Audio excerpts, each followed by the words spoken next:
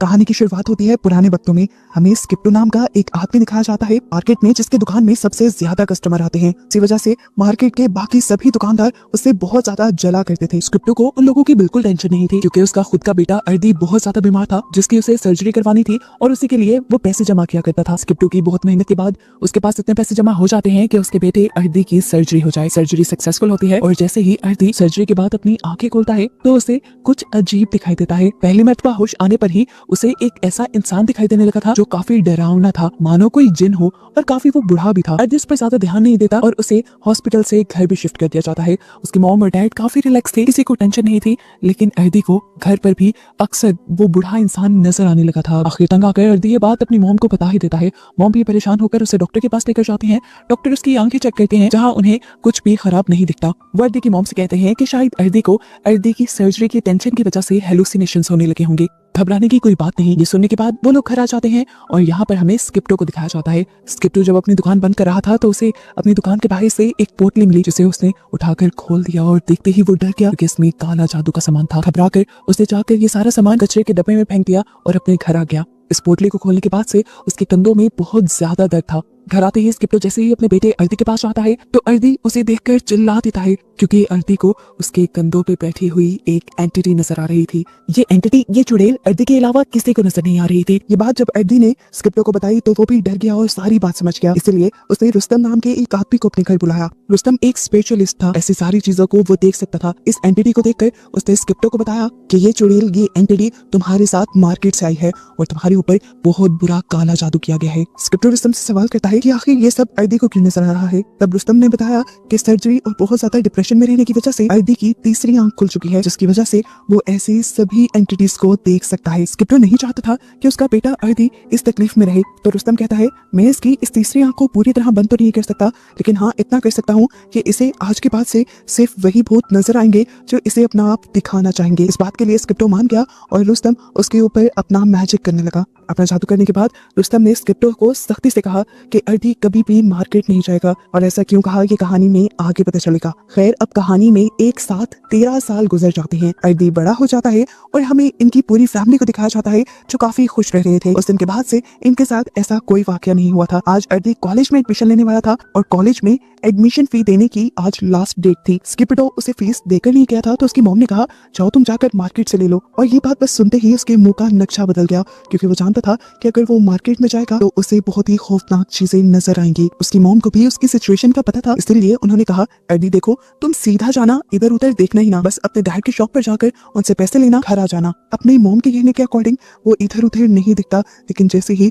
Market में कदम रखता है तो खुद ब खुद उसके सामने बहुत सारे भूत आ जाते हैं, जिनसे वो काफी डर जाता है। ऐसे ही डरते हुए चलते चलते वो किसी आदमी से टकरा जाता है और गिर जाता है, जो आदमी उसे फिर बहुत डांटता है। उसे समझ नहीं आई कि ये आदमी उसके साथ इतना बुरा बर्ताव क्यों कर रहा था। एक दूसरे दुकानदार ने आकर अर्दी को संभाला और उसे कहा इसकी बातों का बुरा मत मानो, इसकी बेटी अभी 2 दिन पहले मरी है। अर्दी को उसके लिए सुनकर बुरा लगा और वो अब अपने डैड के पास आ गया। अपने डैड के ऑफिस के बाहर खड़े ही उसे अपने डैड और अपनी अंकल की आवाजें आ रही थी। उसके अंकल स्किप्टो को कहते हैं इतने लालची मत बनो, जो कर रहे हो वो मत करो। लेकिन स्किप्टो उसकी बात का कोई जवाब नहीं देता और अर्दी को अंदाजा हो जाता है कि उसके डैड कुछ तो बुरा या गलत कर रहे हैं।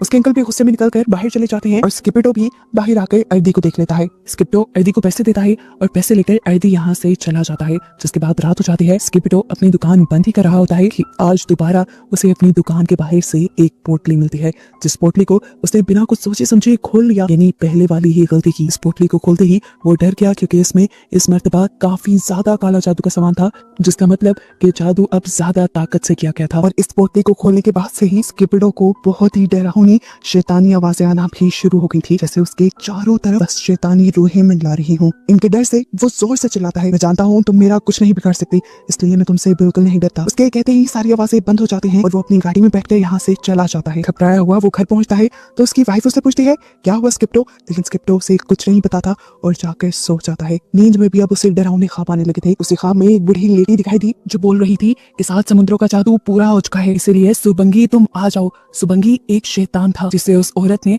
स्किप्टो और उसकी फैमिली को बर्बाद करने का काम दिया। हम देखते हैं कि वो शैतान स्किप्टो के अंदर चला जाता है। स्किप्टो की बॉडी मुड़ने लगती है और उसे बहुत तकलीफ होती है। ये सिर्फ ख्वाब में नहीं हो रहा था, उसके साथ सच में भी हो रहा था। वो चिल्ला रहा था तकलीफ से और उसकी आवाजें अर्दी ने भी सुन ली। वहां जाके अर्दी ने देखा कि उसके डैड सो रहे थे, लेकिन वो ये नहीं देख पाया कि उसके रूम में एक शैतान भी था। सुबह बिल्कुल नॉर्मल होती है, सब जब नाश्ता कर रहे होते हैं तब स्किप्टो को खून की उल्टी लग जाती है, जिस उल्टी में जानवरों की हड्डियां भी निकल रही थी। ये देखकर सब घबरा गए। जब डॉक्टर के पास उसे ले जाया गया तो डॉक्टर को भी उसकी बीमारी की समझ नहीं आई और सारे परेशान हो गए। स्किप्टो को उसके दुकान के एम्प्लॉयज ने आकर बताया कि आप पर काला जादू किया गया है, इसलिए आप इस तरह बीमार हैं। स्किप्टो उनकी बात पर यकीन नहीं करता और उन्हें यहाँ से चले जाने को कहता है। क्योंकि स्किप्टो बीमार हो चुका था, इसीलिए स्किप्टो की दुकान स्किप्टो की वाइफ चलाने लगी और ऐसे घर अकेला पड़ गया। एक दिन जब अर्दी का भाई छोटा घर में आया तो उसने घर में कुछ अजीब महसूस किया। एक दरवाजा खुद ब खुद खुल रहा था, जिसके अंदर वो चला गया। बाहर जाने पर उसने देखा कि बाहर वही पोटली थी जो पहले स्किप्टो को मिली थी। ना जानते हुए कि ये क्या चीज है, उसने ही खोल दी।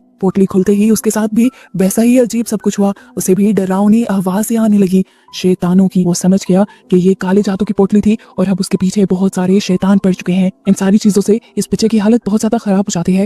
रात में जब ये सब लोग घर आते हैं तो देखते हैं कि आरिफ को तेज बुखार था, साथ ही स्किप्टो की भी हालत और ज्यादा खराब होने लगी थी। अर्दी को स्किप्टो के कमरे से अजीब आवाजें आती हैं। वो जाकर देखता है तो स्किप्टो तड़प रहा था, जैसे कोई उसका गला दुबा रहा हो। लेकिन ये कौन कर रहा था अर्दी को नजर नहीं आया।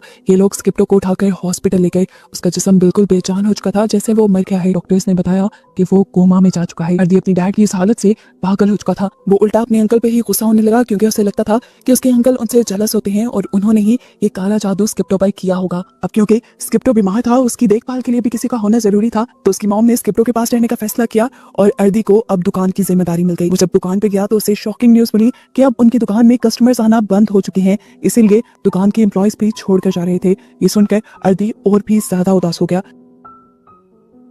है उसने अकेले ही दुकान को मैनेज करना शुरू किया। रात तक कोई कस्टमर नहीं आया और जब पूरी मार्केट बंद हो गई तब एक कस्टमर आया। कि लड़की कोई इंसान नहीं थी, इस चीज का अंदाजा अर्दी नहीं लगा पाया। इस लड़की ने जो सामान मांगा अर्दी उसे देने लगा और जैसे ही अर्दी ने उस लड़की की तरफ सामान बढ़ाया तो लड़की ने उसे अपना चूड़े वाला चेहरा दिखाया। वो गुस्से में थी और अर्दी से कहती है, तुम लोगों की वजह से मेरी जान गई। ये सुनते ही अर्दी घबरा गया और वो लड़की उसकी दुकान से चली गई। अर्दी ने उस लड़की का पीछा किया तो वो पास की ही एक दुकान के अंदर गई थी और फिर जाकर वो एक कमरे के पीछे छुप गई। उसने उस कमरे का दरवाजा खोला तो देखा कि वहां पर काला जादू का सामान था।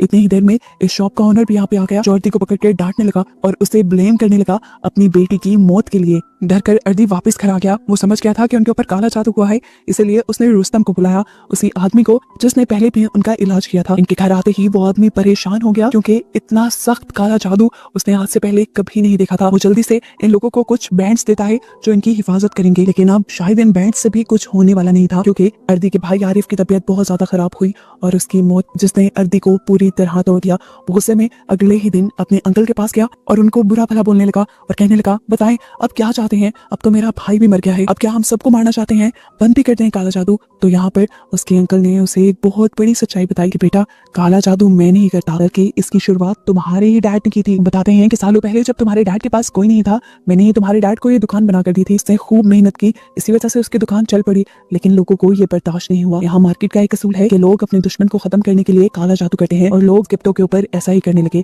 स्किप्टो को पहले कुछ समझ नहीं आया, फिर मैंने स्किप्टो को सारी कहानी बता दी। स्किप्टो ने पहले तो कुछ नहीं किया, लेकिन जब उसने देखा कि काला जादू का असर उसकी फैमिली पे होने लगा है, तुम पर और तुम्हारी मॉम पे होने लगा है, तो उसे गुस्सा आ गया और उसने फैसला कर लिया कि वो काले जादू का जवाब काले जादू से ही देगा। वो एक जादू करने के पास गया और उससे जाकर उसने अपने दुश्मनों पर काला जादू करवाया, जिससे उसके सारे दुश्मन खत्म हो गए और उसका कारोबार दोबारा चलने लगा। आखिरी मर्तबा उसने अपने आखिरी दुश्मन सीसक के ऊपर काला जादू करवाया, जो उसके ऊपर छोटे मोटे जादू किया करता था उसका कारोबार बंद करने के लिए। लेकिन तुम्हारे डैड को गुस्सा ज्यादा आया और उसने बहुत बड़ा जादू कर दिया, जिसकी वजह से सीसक तो नहीं लेकिन उसकी बेटी मारी गई। जिसके बाद सीसक ने अपनी बेटी का बदला लेने के लिए ही तुम्हारे डैड पे ये सबसे खतरनाक काला जादू किया है, समुद्रों वाला काला जादू। ये सब बातें सुनकर अर्दी बहुत परेशान हो गया। अर्दी जल्दी से जाकर काले जादू की सारी चीजों को अपने घर से दूर करना चाहता था, लेकिन इससे पहले कि घर पहुंचता हमें दिखाया गया कि एक आग की जलती हुई पोटली आकर उनके घर पे गिर गई, जिसे खोल दिया अर्दी की मॉम ने। जैसे ही वो लेडी इस पोटली को खोलती है तो उसकी तबीयत बिगड़ जाती है।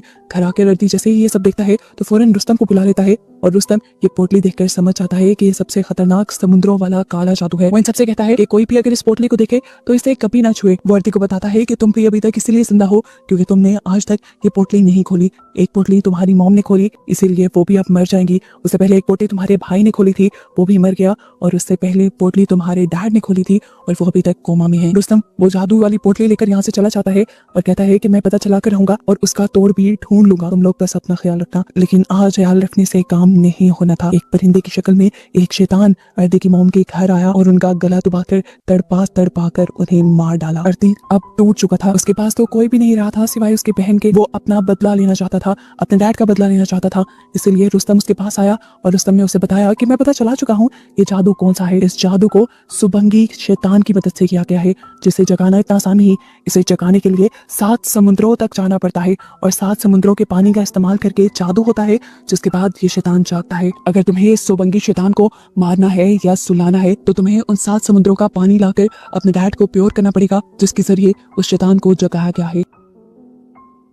ये काम इतना भी आसान नहीं था। इनको कैसे पता चलता कि समुद्र की कौन सी जगह से पानी लिया गया है? ये पता चलाने के लिए रुस्तम फैसला करता है कि इन लोगों की तीसरी आंख भी खोल दी जाए। अर्दी की तो तीसरी आंख पहले से ही काफी हद तक खुली हुई थी। रुस्तम फैसला करता है कि उसकी बहन की भी तीसरी आंख खोल दी जाएगी, जिससे इन्हें मदद मिलेगी अपना मिशन कंप्लीट करने के लिए। अब अर्दी और उसकी बहन अपने सफर पर निकल जाते हैं, जबकि पीछे हमें दिखाया जाता है कि रुस्तम स्किप्टो का ख्याल रखने के लिए अपना जादू शुरू कर चुका है, जिससे कोई भी बुरा या काला जादू स्किप्टो के ऊपर असर न करे। ये लोग फाइनली पहले समुद्र के पास पहुंच जाते हैं, जहाँ एक छोटा सा टेम्पल बना हुआ था। इन्हें बस यहाँ से पानी लेना था, लेकिन यहाँ पर मौजूद शैतानी आत्मा इन्हें बहुत ज्यादा डरा देती है, पानी नहीं लेने देती। लेकिन स्किप्टो की बहन उसे चकमा देकर फाइनली ये लोग यहाँ से पानी लेकर आगे की तरफ बढ़ जाते हैं। इनकी तीसरी खुली हुई आंख ऐसे ही बाकी 6 समुद्रों पर बने टेम्पल को ढूंढने में मदद देती है और हर समुद्र पर पहुंचकर ये लोग बहादुरी से शैतानी पावर से लड़कर आखिर अपने डैड को बचाने के लिए पानी लाने में कामयाब भी हो जाते हैं। लेकिन अब भी एक बहुत बड़ा ट्विस्ट है, ये लोग अपने डैड को बचा भी पाएंगे कि नहीं, क्योंकि इनको घर पहुंचते हुए पूरी रात लग जाएगी। और यहाँ हमें सुबंगी शैतान को दिखाया जा रहा है, जो पहुंच चुका है इनके घर इनके डैड को मारने के लिए। सुबंगी को रोकने के लिए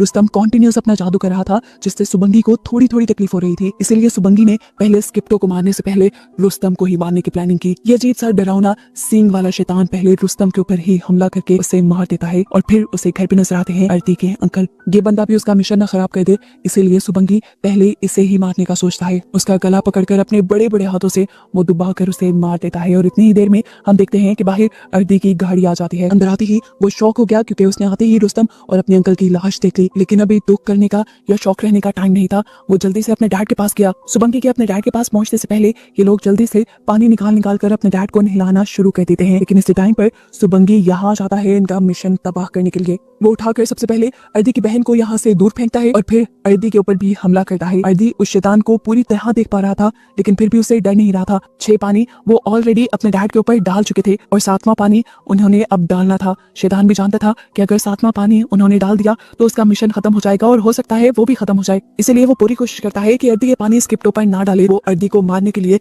उसे ही पकड़ लेता है और यहाँ इस पॉइंट पे आके अर्दी अपना सहन लड़ाता है और पानी को दीवार की तरफ उछाल देता है। दीवार से टकराने के बाद ये पानी स्किप्टो के ऊपर गिर जाता है और आखिर ये जादू टूट जाता है। वो शैतान अर्दी को फेंक देता है। यहाँ पर तेज रोशनियां दिखाई जाती हैं और ऐसा महसूस होता है कि जैसे वो शैतान खत्म हो गया है। इस काले जादू के खत्म होते ही स्किप्टो तो ठीक हो चुका था, लेकिन अब सवाल ये था कि आखिर सुबंगी गया कहाँ। हम देखते हैं कि वो आदमी सीसक जिसने स्किप्टो पर ये जादू किया था, उसने अपनी दुकान में जाकर देखा कि कैंडल बुझ गई है। ये इस चीज की निशानी थी कि काले जादू ने काम नहीं किया। वो जल्दी से डरकर अपनी जादूगरनी के पास गया तो जादूगरनी भी बहुत ज्यादा घबराई हुई थी और किसी जादू की तैयारी कर रही थी। वो सीसक को बताती है कि अगर सुबंगी अपना मिशन पूरा नहीं कर पाता तो वो आकर उन्हीं लोगों को मार देता है जिन्होंने उसे जगाया होता है। स्किप्टो के बच्चों ने उस जादू का तोड़ ढूंढ लिया था। सुबंगी अपना काम पूरा नहीं कर पाया और अब वो बगैर किसी की जान लिए सोएगा भी नहीं।